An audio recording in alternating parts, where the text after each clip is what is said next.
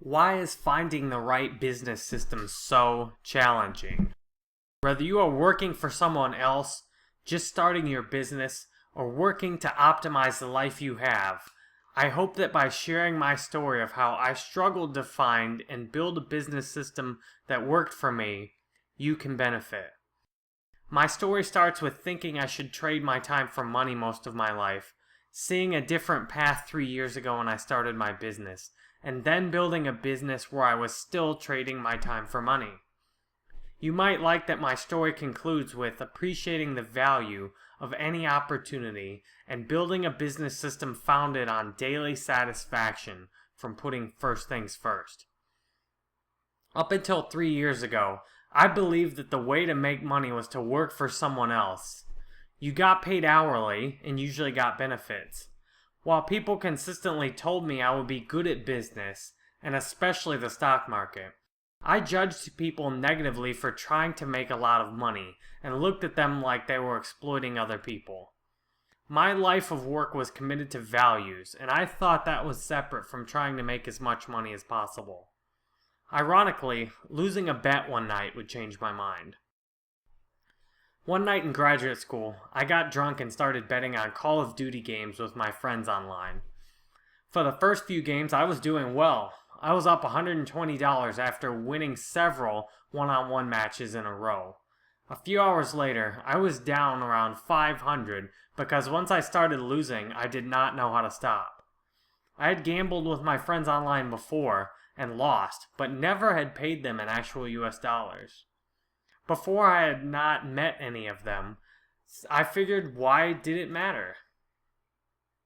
That night, instead of not paying, I settled for $350 and paid them with PayPal. Losing the money was very painful because that was an entire week of work as a graduate student. I realized how stupid it was that $350 was such a big deal to me, and that I would never get ahead in life unless I had more money. I swore to myself that I would start finding a better way of living than trading my time for money. Right around that time, I was reading Rich Dad, Poor Dad. I saw that I had been raised like most people to trade time for money, look at money as evil, and try to make money by working hard and saving. Every dollar lost or spent was equally painful. When something is evil, you certainly don't want to do more with it than use it as necessary. Without looking at money as evil, I could see that spending money to make money was a great idea, and that using money to make money was a much better way to live than trading time for money. With this new outlook, I started my business online with the hope I could escape what I had been doing. The challenge I faced was that I started my business on my ideals. I wanted to help people, work for the common good, and do what I could to make a better life for people in the future. What this did not have built in was a way to make money. For 6 months, I tried selling t-shirts and other merchandise, Google AdSense, and even installing Google custom search bars at the library. After 6 months, I was out thousands of dollars and hundreds of hours with less than $1,000 to show in revenue. I failed to understand or communicate why I should make money in the first place. Why would people want to pay me when they could keep their money to themselves or keep paying people that were already in the habit of paying? During a conference in New York for graduate school, I was sitting in Times Square thinking about what I could create that would be good for people. If I created something people appreciated, then that would accomplish both my reasons for being in business and the practical need to make money. I decided I wanted to make a better online work platform than was currently available in Odesk or Elance. This was a big idea that would need millions in funding and hundreds of thousands of hours of work to even get fully functional. In seeing how much bigger of a task this was compared to what I could presently handle, I realized I would need to start with some small successes and work my way up. In getting to know some local business owners, I found that people needed help with a lot of things online and were willing to pay for that help right now. The first area I found I could learn quickly was getting people Facebook page likes. The learning curve was steep, but quickly plateaued due to Facebook having just released the feature. Until you knew how to get likes, it was really hard. Once you figured it out, it was really easy, as was finding people that needed help. Finally, I had a way to make money that was not tied to working for someone else, or how much time I spent doing it. Less than a year since starting my own business, I quit my job and graduate school to run my company full-time. In the first year and a half of my business, I lost around $30,000 in the form of all of my savings and all of my grad school loans. If you figure that I worked around 2,000 hours, you can see I lost an average of $15 per hour I worked. This made the idea of working for someone else sound a bit better. I even applied for a few jobs related to online advertising and internet marketing. Fortunately, none of them were interested. While helping with Facebook page likes was hot for the first year after Facebook released the feature, the opportunity quickly shrank as Facebook banned the term of buying likes, regardless of how the likes were delivered. To adapt, I launched a service that was more profitable than getting people likes. Since I had been one of the few using Facebook ads to deliver guaranteed orders of likes, I had learned enough about Facebook ads to charge to set up campaigns and to do a good job at it. The first 4 months I offered this service, I raised the price every month from $99 to $499, and I actually got more customers at higher prices. After consistently losing money and starting my business, I finally had a system that made a good profit. The difference I did not see was that the Facebook likes service did not depend on how much time I spent directly. My new Facebook ad setup service did. The harder I worked to scale my successful business system, the less successful it became. I took as many clients as I could up to that point, where my fairly organized mind had everything completely confused. Within 6 months of launching this new service, I had paid off all of my credit card debts and had cash in the bank. I hired over 90 people on Odesk to help me get new leads, and the work came pouring in. I paid a contractor to help set up the ads for me and was falling behind on all of my work. By the end of 2013, my business system came crashing down. I had stopped most of my lead generation efforts after having more leads than I could handle, and after getting hit with a crushing manual complete ban of my website on Facebook. Most of my clients dropped me after seeing how little time I had for them individually. The few that stayed continued to work well with me, and I appreciated my increased availability. Unfortunately, dropping my expenses as fast as my revenue had fallen was tough. I started 2014 with credit card debt rapidly mounting again, and a massive tax bill from the IRS to thank me for my first profitable year in business, along with equally massive estimated tax payments. Seeing that 2013 had been a year where I was essentially working for money, I committed to building a more enduring business system in 2014.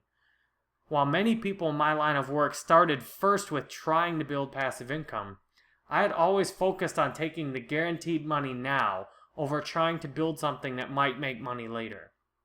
Why risk wasting my time when I could have money now?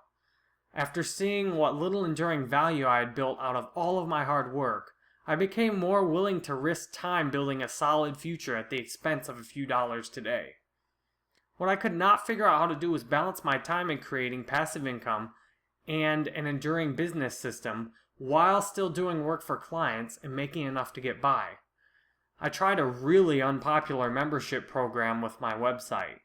You would pay a fee to become a member, and then members could contact me directly.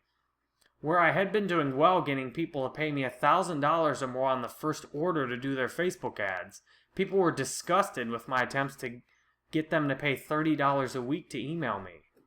With mounting frustration, I kept trying new business systems much like when I first started out.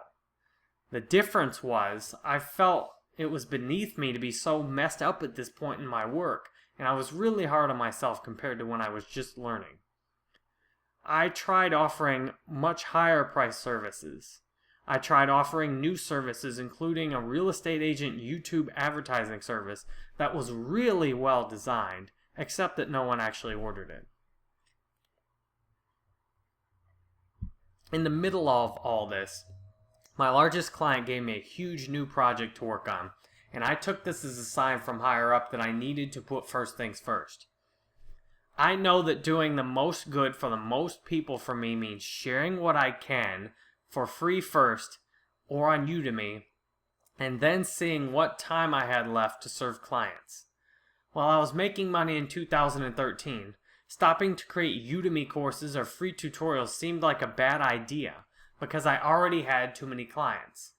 While I was in debt bad at the beginning of 2014, stopping to create Udemy courses or free tutorials seemed like a bad idea because I needed to make more money by working with clients right away. With a good balance of work and free time, finally, after 2 years of mostly having too much work to do, I could see what I needed was a business system that worked for me both every day and for long-term value. I was surprised to come full circle to understanding why most people choose not to run their own business. Doing work for someone else and getting paid for it can be very satisfying as well as relatively secure. Making your own business system and finding one that works for you can be difficult and unsatisfying. Using a franchise or established business model can make it easier if you choose the right one, or it can make it harder if you do not. The bottom line I can see now is that you have to find something that works for you. The reason I wrote this, or narrated this, or created this video is to show you how difficult finding the right business model can be for you, how you can do it, and how rewarding to do it right can be. By now, you can imagine that I've struggled a lot in building a business system that works for me, and am still working to do it right. Still, I love the challenge of it. For over 10 years, I nearly always have worked for someone else, but never kept a job longer than 2 years. As soon as I started learning a job, I grew bored and went from star employee to pain in the ass employee fast. Being a CEO is what I love to do because the challenges are always exciting and new. My job can be whatever I want it to be, and I like that. For those benefits, I am willing to trade the security of a regular paycheck and thank my wife consistently that she is willing to keep a day job with benefits for both of us. The business system I have found that is right for me is a simple one. I do what matters most first, what matters second next, and so on.